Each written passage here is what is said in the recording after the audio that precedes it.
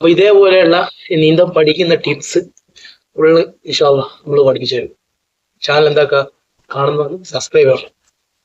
നീന്തം അറിയാത്ത സ്നേഹിതന്മാർക്ക് അയച്ചു കൊടുക്കുക. ഇപ്പൊ പറഞ്ഞത് മാക്സിമം ഇതാ ഒന്നും കൂടി കാണിച്ചാൽ ഇതാക്കുക, കൈ ഇതാ ഇങ്ങനെ അടിച്ചാൽ മതി. മാക്സിമം നമ്മളിപ്പോ കാണുമോ, നമുക്ക് നീന്തം അറിയാത്ത കുട്ടികളാണ് ഇത് കാണുന്നത്. കൈതാ ഇങ്ങനെ അടിച്ചാൽ മതി. ഇങ്ങനെ അടിക്കുന്നേരം ഒരിക്കലും നമ്മൾ താവൂല. അതേ സമയത്ത് നമ്മൾ എന്താക്കണം, വായിൽ വെള്ളം കയറാണ്ട് നോക്കണോ, കൂക്കിയിടണം. നല്ല രീതിയിൽ കൂക്കിയിടണം. കൂക്കിയിടുന്ന പറഞ്ഞാൽ ഒച്ച വെച്ചിട്ട് ആളെ കൂട്ടണം. മാക്സിമം ഒച്ച വെച്ചിട്ട് ആളെ കൂട്ടണം. അപ്പൊ ആൾക്കാർ വന്ന് നോക്കും. അടുത്ത ആൾക്കാരുണ്ടെങ്കിൽ പിന്നെ എന്താ ചെയ്യേണ്ടതെന്ന് അറിയാൻ, ചെറിയൊരു രീതിയിൽ വെള്ളത്തിന് ഇങ്ങനെ പോയിസ് ചെയ്യാം. വെള്ളത്തിന്റെ കൈ വെള്ളത്തിന്റെ താഴെ വെച്ചിട്ട് പോയിസ് ചെയ്യാം. ഒരിക്കലും മുകളിൽ വെക്കരുത്. മുകളിൽ വെച്ചാൽ പോയി. വെള്ളത്തിന്റെ മുകളിൽ കൈ വെച്ച് കഴിഞ്ഞാൽ നമ്മളാണ്ട് അത്യാവശ്യം കാണിച്ചിരുന്നു.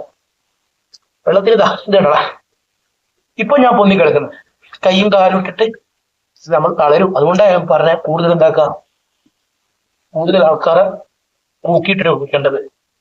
നമ്മൾ ചെറിയൊരു വോയിസ് കൊടുത്തിട്ടുണ്ടെങ്കിൽ കേറും.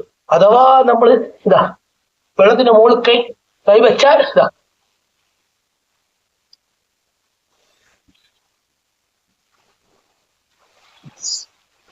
ആണ്ടു.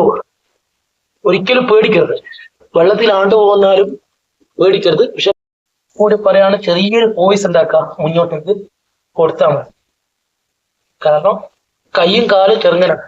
അഥവാ ഇതാ ഇതുപോലെ എന്താക്കരുത്, കൈ പൊന്തിച്ചാൽ താണു, നമ്മൾ താണു.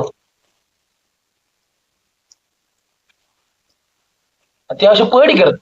പക്ഷെ എന്താക്കണം, കൂക്കിയിടണം ആൾക്കാരോട്. അതായത് ആൾക്കാരെ കൂട്ടണം. അപ്പൊ എന്താവും, രക്ഷപ്പെടാനുള്ള ചാൻസ് കൂടുതലാണ്. അപ്പൊ ആൾക്കാർ വന്നിട്ട് നീന്തം അറിയുന്ന പോലെ രക്ഷിക്കും. പിന്നെ അതേപോലെ പല വീഡിയോസ് ഉണ്ട്.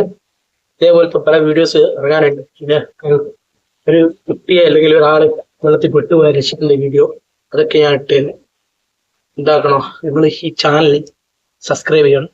എന്നാൽ എന്താവും, ഞങ്ങൾക്ക് ഇതേപോലത്തെ വീഡിയോ ഇടാനുള്ള താല്പര്യം ഉണ്ടാവും. അപ്പം എല്ലാവരും ഒന്നും കൂടി പറയാം, സബ്സ്ക്രൈബ് ചെയ്യുക, ലൈക്ക് ചെയ്യുക, ഷെയർ ചെയ്യുക.